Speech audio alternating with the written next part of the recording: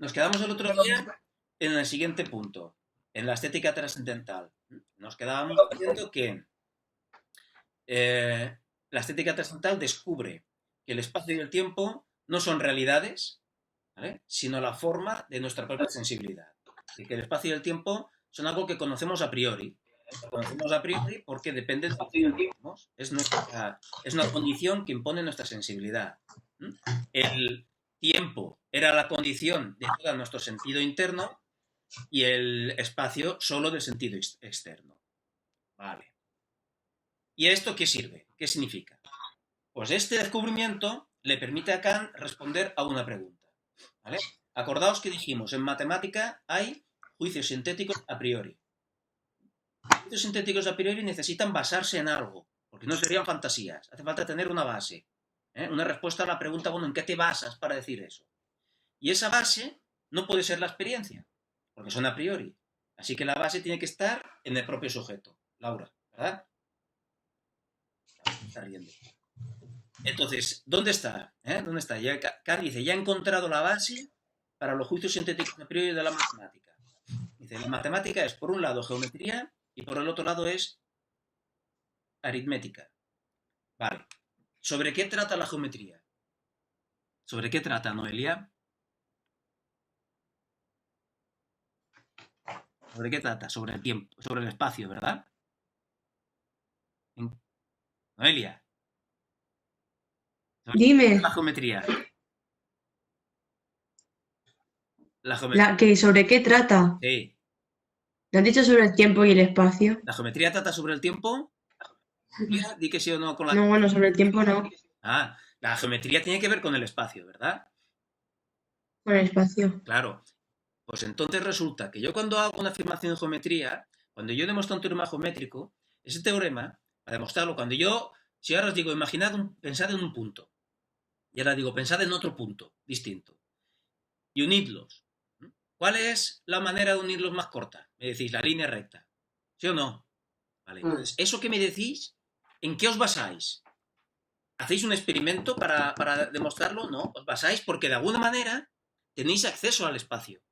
¿Vale? Vosotros podéis utilizar vuestra intuición del espacio, porque no tenéis que saliros de vosotros mismos para comprender lo que es el espacio, porque es algo que depende de vosotros mismos. Entonces ahí en esa intuición del espacio ponéis a prueba las afirmaciones de la geometría. Si os digo que unáis 3 puntos del espacio cualesquiera, el resultado es un triángulo. Y eso lo veis porque de alguna manera el espacio lo tenéis disponible a priori.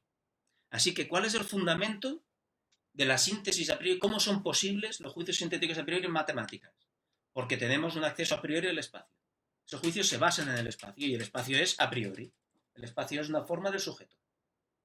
Si el espacio fuera una cosa que necesitamos saber y ponernos en... Entonces no podríamos saber nada a priori, porque necesitamos ver el espacio. Sin embargo, antes de abrir los ojos, antes de tener ninguna experiencia, yo ya tengo acceso al espacio. Porque vimos el otro día que la única manera de deshacerme del espacio es perder yo la conciencia. Es no pensar. En el momento que yo tengo sensaciones sobre el mundo, está el espacio allí. Así que el espacio es el fundamento a priori de la síntesis en las matemáticas. Pensad en el fondo de qué trata la geometría. ¿La geometría trata sobre la realidad en sí? No. La geometría, en el fondo, trata sobre la forma de mi sensibilidad. ¿Vale? Pero Felipe, una pregunta. Sí. Que imagina, a ver, es que creo que es la pregunta, esta es como lo de la suma y la resta. Que tú, por ejemplo, me dices, imagínate unir 3 puntos. Y si unes esos 3 puntos, pues te das cuenta que es un triángulo. Sí. Pero yo por la experiencia de que ya me lo han dicho varias veces, o sea, es como que me sale automático sin tener que haber pensado, ¿me entiendes? Sin tener que haber hecho un proceso. Claro, claro, porque es una cosa muy fácil. Pero ya ahora yo te digo, coge 2 líneas, ¿vale? 2 líneas, coge 2 puntos. Y una línea, pásalo por un punto y alárgala hasta el infinito. Y la otra, ¿verdad? También haz lo mismo y alarga hasta el infinito. Y si entre las dos hay un ángulo, pues sí, pero dime si esas líneas en algún punto del infinito se cruzarán o no. Entonces aquí estoy haciéndote cosas para demostrar si las líneas son paralelas o no paralelas que tú en la experiencia no has hecho, porque tú en la experiencia no has llevado nada hasta el infinito, ¿verdad? O si hablamos de límites o hablamos de cosas. hablamos de matemáticas más difíciles, no puedes confundirla con la experiencia, Vale, sino que está claro que tú estás utilizando una intuición del espacio. Estás utilizando vale. una intuición del espacio. Yo te digo, dos líneas que se juntan, que tienden a juntarse, pero que nunca se tocarán. ¿Eso puede ser? ¿Puede ser que haya dos líneas mira lo siguiente. Dos líneas que no sean paralelas, ¿verdad? Que tengan un poco. Pero entonces tú sabes que al final se van a juntar. No necesitas comprobar que se van a juntar. En el momento que sabes que hay un ángulo, ¿verdad?, entre ellas, pues ya sabes que se juntarán. No tienes que probarlo. ¿Por qué? Porque en tu intuición del espacio las alargas ahí y lo compruebas. Pero lo compruebas a priori. No es un experimento. Si necesitáramos hacer experimentos para demostrar las matemáticas, entonces las matemáticas estarían muy limitadas, ¿verdad? Porque no tendrían el alcance universal y necesario que tienen. La geometría se basa y podemos hacer geometría porque el espacio está disponible a priori. Pero a cambio de que la geometría no trata sobre la realidad en sí, como pensaba Descartes, sino que trata sobre la forma en la que nosotros experimentamos la realidad externa. Y eso es lo que te quería preguntar. Si nosotros la realidad no la conocemos en sí misma, ¿cómo puedes saber que no, que la realidad como tal, el objeto no da, no, o sea, no tiene como condición suya el espacio y el tiempo, si no lo conocemos como tal? Esa te la he respondido en las preguntas y respuestas de Moodle. Pero lo hago rápidamente ahora el ejemplo. Yo soy un vaso, ¿vale? Yo soy un vaso. Y el conocimiento que tengo es el líquido que me entra dentro. ¿De acuerdo? Vale, entonces yo veo que todo el líquido que yo recibo tiene la forma que determino yo. Me pregunto, ¿podría ser que la forma que yo le estoy dando al líquido exista fuera de mí? ¿Tiene sentido hablar que la forma que el vaso le da al líquido existe fuera del vaso? Laura, ¿tiene sentido? Marta, contesta. Es que el problema es que no encuentro en plan, ¿cómo la forma fuera del vaso? Es que no sé, no, Pero en plan... yo tengo una forma, como vaso, tengo una forma. Sí. El líquido que me entra dentro se adapta a la forma que yo le doy. ¿De acuerdo? Vale. ¿La forma que yo le doy al líquido puede existir independientemente de mí? No. ¿El líquido ese tiene la forma que yo le doy antes de entrar dentro de mí? No. No. El líquido tendrá otras formas. El líquido por sí mismo tiene alguna forma, ¿no? Al líquido la forma siempre se la da otra cosa. Nunca el líquido tiene la forma que él decide o que depende de él. Vale, pues los objetos empíricos es lo mismo. Cuando yo conozco algo le estoy dando una forma. Pero esa forma no depende, ¿verdad?, de los objetos ni puede existir con independencia de mí. El espacio y el tiempo, esto cuesta de entender, pero el espacio y el tiempo son la forma que yo le doy a mis sensaciones. Por lo tanto, eso que entra, la información que entra dentro de mí no tiene esa forma fuera de mí. De la misma manera que un líquido no tiene la forma del vaso antes de entrar al vaso. Ni tendría sentido preguntarse si la forma tiene una realidad ahí objetiva. La forma siempre depende del vaso. Pues el espacio y el tiempo siempre depende del sujeto.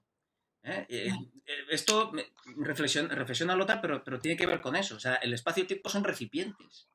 Vale. Entonces, por lo tanto, no tiene ni siquiera tiene sentido pensar en ellos como cosas, ¿vale? O características de cosas. Como no tiene sentido decir que la forma de un líquido cuando entra en una botella es una característica del líquido. El líquido por sí mismo no tiene esa forma porque se la han dado. Pues cualquier objeto que conozcamos, en la medida en que está el espacio y el tiempo no son cosas que pueda un objeto generar, ¿vale? Sino que dependen de nuestra manera de entenderlo. Pondremos más ejemplos Gracias. más adelante. Pero otro ejemplo sería el siguiente. En un DVD, yo tengo un DVD de una película. Entonces yo cojo, y no tengo por aquí ninguno, y os enseño el DVD y digo, la película en sí, tal y como está en el DVD, ¿se está reproduciendo en el tiempo? No. La película en sí, tal y como está en el DVD, está toda de manera simultánea. No tiene sentido hablar de principio y final temporal, tal y como está en sí. Pero cuando yo meto ese DVD en un reproductor y ese reproductor lo interpreta, ¿verdad?, lo reproduce, entonces lo pone en el tiempo, ¿vale? Pero el tiempo no estaba en el DVD, el tiempo está en el reproductor. Pues yo de alguna manera hago lo mismo, ¿vale? Aunque no sé si este ejemplo clarifica o dificulta todo. Vamos a continuar. Sí. Vale, luego, gracias. Luego Felipe. Sí. No, que digo que entonces es que de esta diapositiva que tenemos que tener claro. Es que yo entiendo lo que dices, pero no acabo de entender qué. Que cuando me pregunto, en la estética trascendental, se plantea acá la siguiente pregunta. ¿Cómo es posible los juicios sintéticos a priori en matemáticas? Responder a esa pregunta consiste en encontrar algo a priori, algo que dependa solo del sujeto, en lo que se basen las matemáticas. Entonces ahora Kant Vale. ya ha descubierto que para la geometría la base es la intuición pura del espacio, porque el espacio depende del sujeto, no es una característica de los objetos. Y la aritmética. Kant se da cuenta que digamos, la intuición fundamental de la aritmética es la idea de sucesión, mientras que la geometría tiene que ver con las cosas que están simultáneamente, con la relación entre puntos, ¿vale? Que están dados. En la aritmética, la intuición fundamental es la idea de siguiente, ¿vale? De que una cosa, y luego otra, y luego otra. Eso es lo que da pie a pensar en los números, ¿vale? En ese concepto de siguiente. Entonces dice Kant, ¿en qué me puedo apoyar yo para poder hacer operaciones aritméticas? ¿En qué me apoyo que no sea la experiencia? ¿Vale? Que no sea el contenido de la experiencia. ¿En qué puedo apoyarme yo a priori? Lo dice Kant, en el tiempo. El tiempo es lo que me da, a priori, ese fundamento para el siguiente, para pensar en la sucesión, que es, al fin y al cabo, la base de la aritmética. Entonces, ¿cuál es el fundamento en qué se basan los juicios sintéticos a priori en geometría? En el espacio. ¿Vale? Por lo tanto, para hacer geometría yo no tengo que salirme de mí mismo. De manera que aquello que yo descubro tiene una validez a priori. Como trata sobre el espacio, todo lo que yo meto en el espacio, todas las experiencias que yo tengo espaciales, cumplen con la... O sea, ¿por qué la geometría me sirve? Se cumple luego en la realidad empírica. ¿Por qué se cumple? Porque esa realidad empírica se da en el espacio. Y el espacio lo pongo yo. De manera que todo lo que vale para el espacio puro, vale también para el espacio relleno de sensaciones. Y lo mismo para el tiempo. El tiempo será la base de los juicios sintéticos a priori en aritmética. Por lo tanto, ¿cuál es el fundamento a priori de la matemática? El espacio y el tiempo. ¿Son posibles los juicios sintéticos a priori en matemáticas? Son posibles, porque hay algo a priori en el espacio y el tiempo que les sirve de base. ¿Son universales y necesarios? Sí, porque en el fondo en la matemática trata sobre la forma de nuestra sensibilidad. Por eso luego puede aplicarse a todas nuestras sensaciones, la matemática, porque se dan en el propio espacio y el tiempo. Ahora bien, ¿la matemática trata sobre la realidad en sí? No. No. ¿Platón qué decía? Platón decía, la matemática trata sobre realidades objetivas, que existen ahí por sí mismas. Kant dice, no señor, la matemática trata sobre intuiciones que dependen del sujeto. En el fondo las matemáticas son ciencias humanas, porque tratan sobre la forma de nuestra sensibilidad. Las matemáticas es la investigación acerca de las condiciones formales de todas nuestras sensaciones. Las matemáticas tratan sobre aquello, sobre las verdades matemáticas, en el fondo son verdades que se aplican solo a nuestras sensaciones, pero no a la realidad en sí. ¿Por qué? Porque la realidad en sí no es espacial ni temporal. No es espacial ni temporal. Las matemáticas valen para los fenómenos. Para los fenómenos. Bueno, esto hay que darle vueltas, ¿vale? Pero este es el asunto. Y con esto termina la estética trascendental. Fijaos que la estética trascendental dice, bueno, quiero responder a la pregunta cómo son posibles los juicios sintéticos en matemáticas. Es decir, ¿en qué se basa? Vale, para eso analizo la sensibilidad. Descubro que la sensibilidad tiene dos elementos a priori, el espacio y el tiempo. Vale, pues el espacio y el tiempo son la base de los juicios sintéticos a priori de las matemáticas. Ya he respondido a la primera pregunta. Ahora, la segunda pregunta es, ¿cómo son posibles los juicios sintéticos a priori en física? Y esta es más difícil, ¿vale? Porque la física trata sobre algo más que sobre el espacio y el tiempo. La física trata sobre cosas que están en el espacio y el tiempo, ¿vale? Por eso, fijaos, de momento ya sabemos por qué la física depende de las matemáticas. Porque todo aquello que los físicos estudian, que son objetos, son, además, realidades espaciales y temporales, ¿vale? Por lo tanto, se les aplica la matemática. Se les aplica la matemática porque son espaciales y temporales, ¿de acuerdo? Esa es la razón por la cual la física no puede ser física sin las matemáticas. Y es la razón por la cual no tendría sentido una física que no tuviera en cuenta las matemáticas, porque no estaría tratando sobre objetos espaciales y temporales. En el fondo, las matemáticas lo que nos dan es el conocimiento espacial y temporal de los objetos físicos. Vamos a ver. La lógica trascendental. La primera parte de la lógica trascendental es la analítica trascendental. Nosotros ya hemos visto que hay una diferencia entre sensibilidad y entendimiento, que no son lo mismo. Que una cosa es experimentar fenómenos, ¿vale? La sensibilidad, y otra cosa distinta es pensarlos. Vimos el otro día, con el ejemplo de la vieja y la joven, que el mismo fenómeno, ¿un fenómeno qué es? Un fenómeno solo es una sensación en el espacio y el tiempo. En el caso de las sensaciones internas, solo en el tiempo. El miedo es un fenómeno, ¿vale? Miedo. Las rayas que mis ojos ven cuando miro a la vieja o la joven, lo que es el conjunto de rayas en el espacio, eso es el fenómeno. Pero eso yo las interpreto y les doy un valor. Es decir, les aplico un concepto. Y según el concepto que les aplique, es decir, según cómo las interprete, según cómo las piense, el resultado es una vieja o una joven. ¿Vale? Si yo cojo y... A ver... Si yo cojo, voy a intentar algo. Si yo cojo y hago un... ¿Esto sabéis qué es? A ver.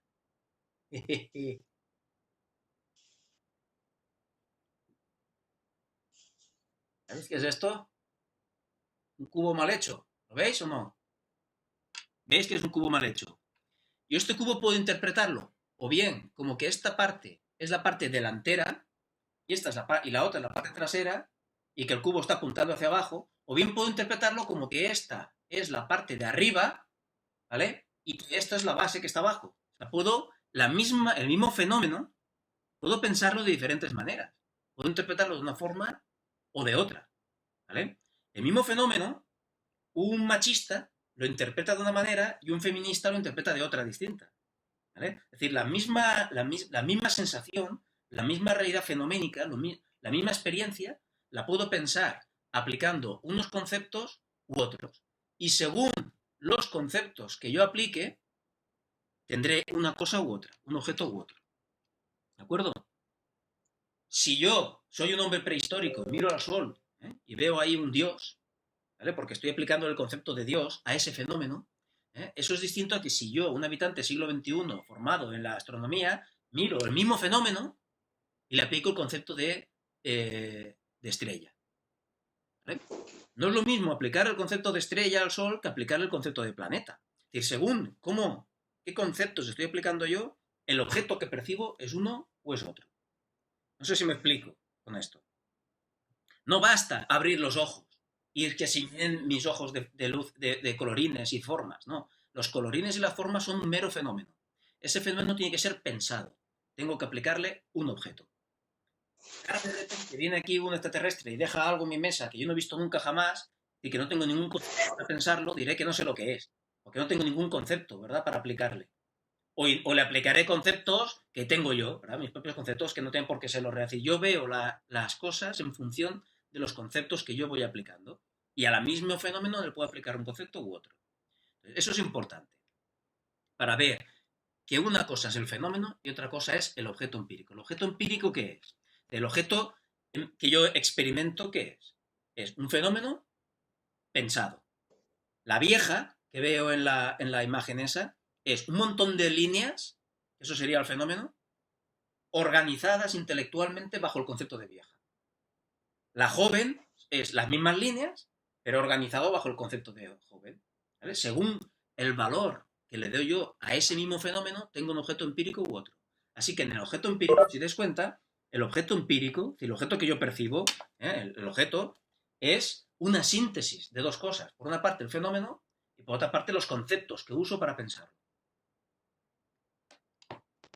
¿Se entiende esto? ¿Se entiende? ¿Sí? Vale, pues entiendo que se entiende. Pues seguimos avanzando. Claro, como nadie dice nada, entiendo que se entiende. Ya hemos analizado lo que las...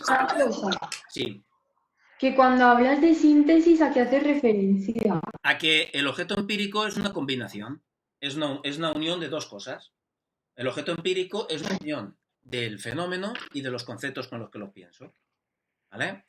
De manera que un objeto empírico exige que se pongan en marcha dos facultades, la sensibilidad por una parte, por otra parte el entendimiento. Si careciéramos de entendimiento, como un niño abre los ojos y no ve cosas, ve líneas, colores, manchas que se van sucediendo unas a otras, pero no tiene la capacidad para interpretarlas, para decidir, estas manchas son yo qué sé, una mesa, y este montón de manchas son una silla. No, no las tiene, no tiene concepto para pensar lo que ve.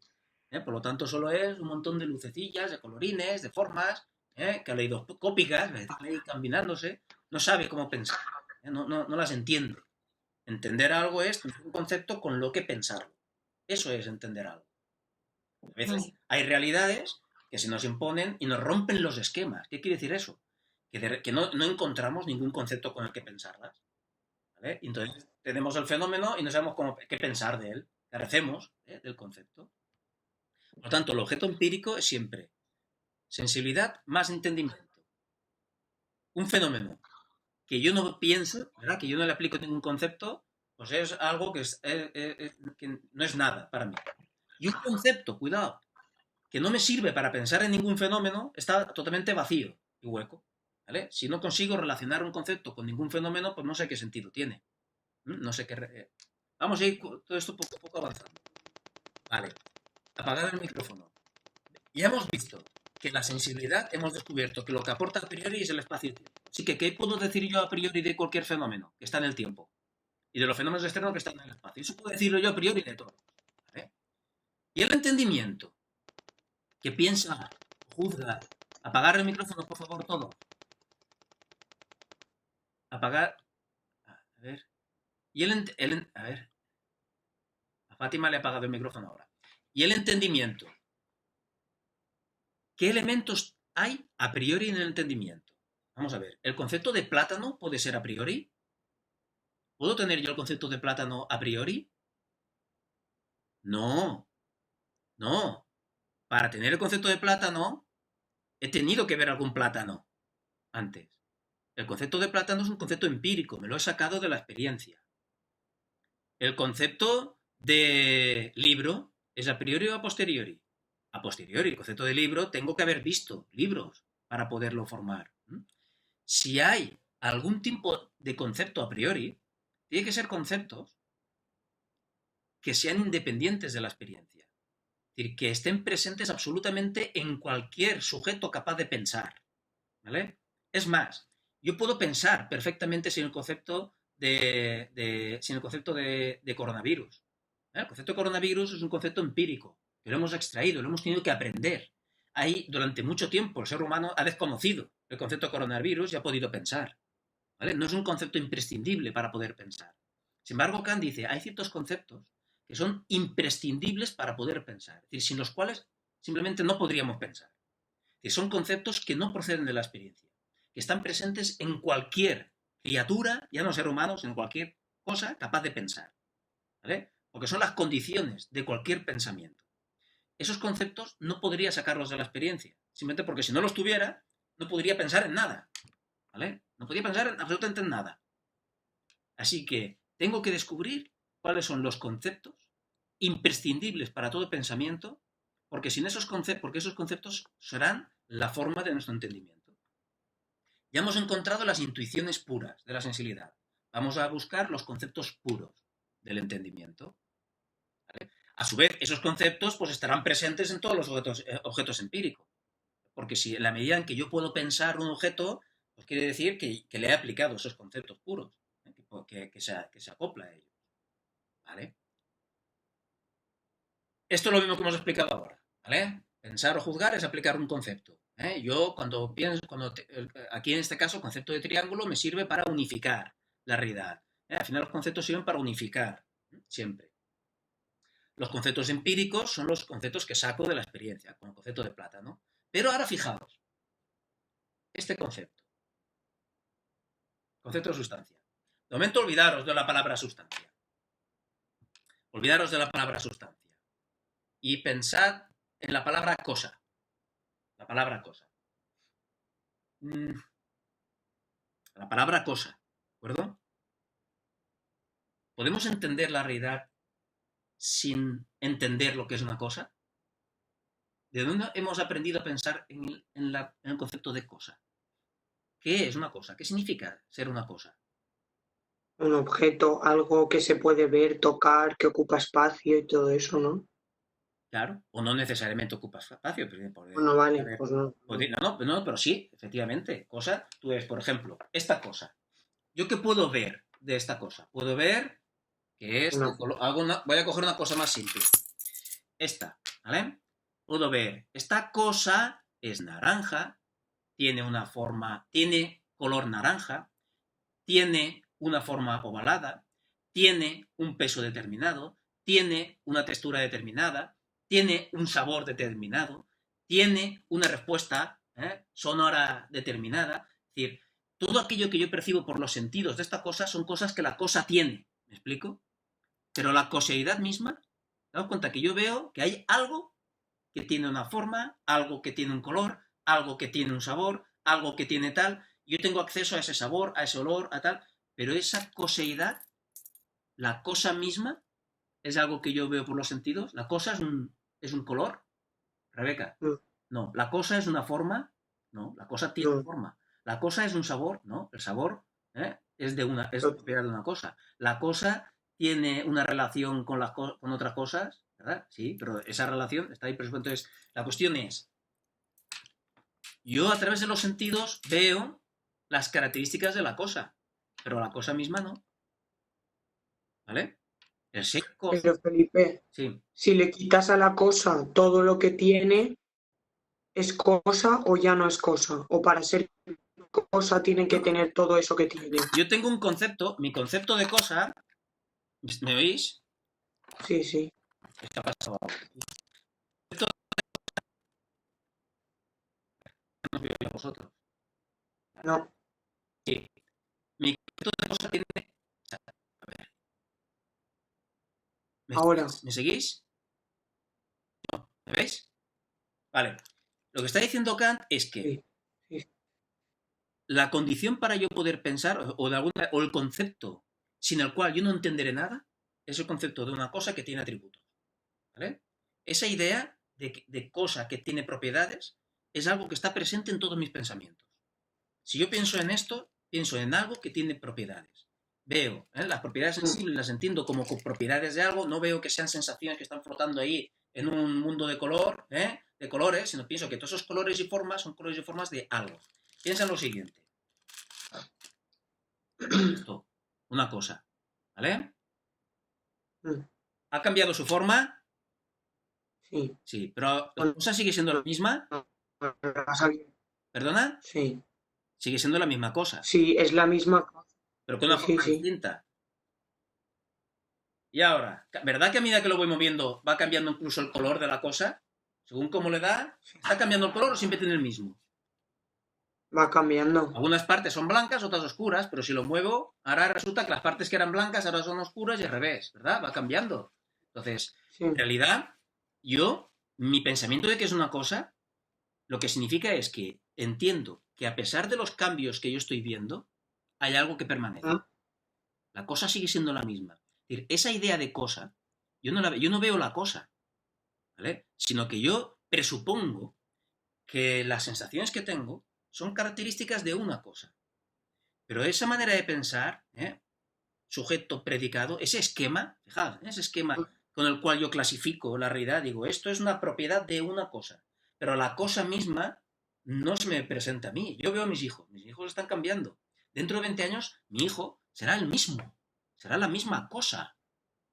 ¿De acuerdo? Pero habrá cambiado todo, incluso cada átomo de su cuerpo seguramente ha sido ya sustituido por otro distinto. Nada permanecerá, sin embargo pienso que es el mismo.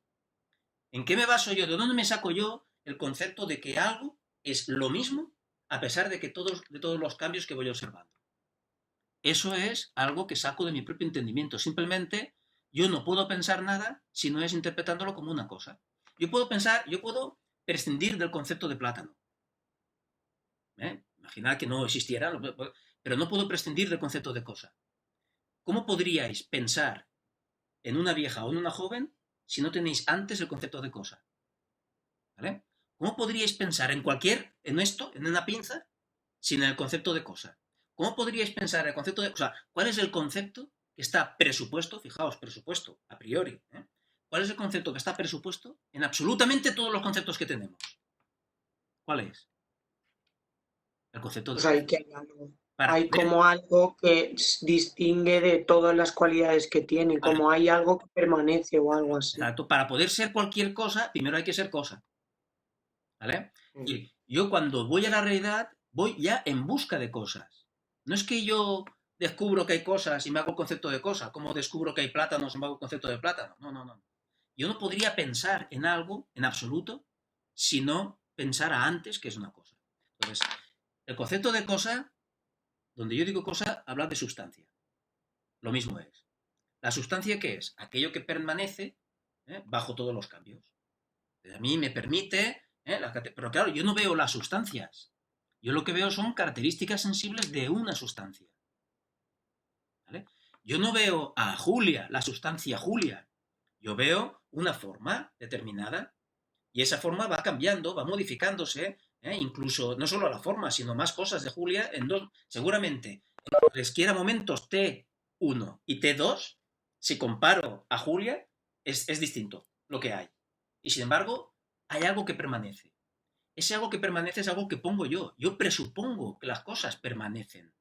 ¿Vale? Presupongo que hay cosas. Presupongo que vivo en un mundo lleno de cosas, que los colorines no son solo, no son cosas que existen ahí flotando, sino que son de algo. Ese pensar que los colores, los sabores, la forma son colores, sabores, formas de algo, ese algo yo no lo he visto. No procede de la experiencia. Esa manera de pensar. Por lo tanto, lo que Kant dice es que tenemos ciertos conceptos que son puros, es decir, conceptos que no proceden de ninguna experiencia, sino que preceden, ¿vale?, la experiencia, sino que son conceptos que me sirven para poder tener experiencias algunas. A esos conceptos puros los llamo categorías. Categorías. ¿Cómo puedo identificarlos? Primera, no tienen contenido empírico, es decir, no hacen referencia a nada en concreto. Cuando hablo del concepto de cosa, ¿de qué color es una cosa? Una cosa de ninguno. Un plátano amarillo, pero una cosa, ninguno. ¿De qué sabor es una cosa? ¿De qué tamaño es una cosa? ¿No? Es algo totalmente abstracto, concepto de cosa, concepto de sustancia. Es decir, es puro, no es empírico. Constituyen la forma o condición de nuestro pensamiento. Simplemente yo puedo prescindir del concepto de plátano y puedo seguir por ahí viviendo, pero sin el concepto de cosa, de sustancia, yo no puedo pensar nada. ¿Vale? Es que ni siquiera tendrían sentido para mí los colores, porque yo pienso los colores como características de una cosa. Sin el concepto de cosa tampoco puedo pensar el concepto de característica de una cosa. O sea, yo interpreto. Fijaos, cuando veis la vieja, podéis interpretarla como vieja o como joven. Pero cuando yo veo esto, no puedo interpretarlo de ninguna manera si no es como cosa que tiene atributos. O sea, no hay otra manera de pensar la realidad. Significa que esa es la condición de mi pensamiento, no de la propia realidad. ¿Vale? Yo no entiendo nada si no es interpretándolo como cosa o como característica de una cosa. Es una condición mía. ¿Vale? No entiendo el mundo si no es como un montón de cosas. Bueno, a esos conceptos puros los llamamos categorías. Y lo que hace Kant en la analítica trascendental es intentar descubrir cuáles son. A esta tabla no le hagáis mucho caso, porque no tenéis que saberlo. Lo pongo aquí simplemente por demostrados que yo sí que sé, ¿vale? Y que vosotros no. Pero lo que hace Kant es intentar descubrir absolutamente todas las categorías. Claro, ¿cómo lo hace en la sensibilidad? La sensibilidad lo que hace es eliminar, hipotéticamente, ¿verdad?, todo lo que es contingente de mis sensaciones, para que se quede lo que es necesario, que es el espacio y el tiempo. Vale, el entendimiento, ¿qué es? Como el entendimiento es juzgar, Kant dice, bueno, pues vamos a ver cuántos tipos de juicios hay, cuántos tipos de afirmaciones hay. Y así que lo que voy a buscar es cuáles son los conceptos que están presupuestos en todas nuestras afirmaciones, en todos nuestros juicios. Y él lo que hace es divide los juicios en tipos de juicios y a partir de esos tipos de juicios va deduciendo las categorías. Esa es la estrategia que él sigue, ¿vale? Pero no le hagáis mucho caso ahora. Vamos a intentar descubrir nosotros dos categorías, ¿vale? Kant dice que hay 12. No solo dice, sino que pretende haber demostrado que solo hay 12 categorías. Es decir, que solo hay 12 conceptos absolutamente imprescindibles para poder pensar. Que no dependen de la realidad, sino que dependen de nosotros mismos. Dice que hay 12. Nosotros vamos a estudiar 2 de ellos solo. ¿De acuerdo? Solo 2. Uno, el concepto de... Bueno, pero ¿qué pasa? Que son las 2:05 ya. Vale, pues está bien, porque lo que hemos hecho es analizar el concepto de concepto puro. ¿Vale? Y lo que haremos mañana es intentar descubrir o averiguar 2 ejemplos de conceptos puros. Que ya os advierto que uno es el concepto de sustancia y otro el concepto de causalidad. Y mañana veremos las consecuencias que esto tiene. ¿Qué implica? ¿Qué significa? De momento ya podéis anticipar que lo que significa es que el noúmeno no es una sustancia en sí mismo, ni tampoco tiene causa y efecto. Es decir, que lo que decía Descartes, que tengo el concepto de sustancia extensa, por lo tanto hay una sustancia, ¿vale? Eso sería un espejismo. De pensarte, como lo ves todo a través del filtro azul, pensarte que la realidad es azul. El tener tú que pensar en el mundo como un montón de cosas, en todo caso es una limitación de tu entendimiento. Pero no es algo que afecte a la realidad misma. ¿De acuerdo? Vale, lo dejamos esto así. Y mañana haremos eso y empezaremos con la dialéctica trascendental. Espero haber acabado la dialéctica trascendental mañana o si no, en breve, porque al volver de Semana Santa vamos a empezar a leer el prólogo del texto de Kant.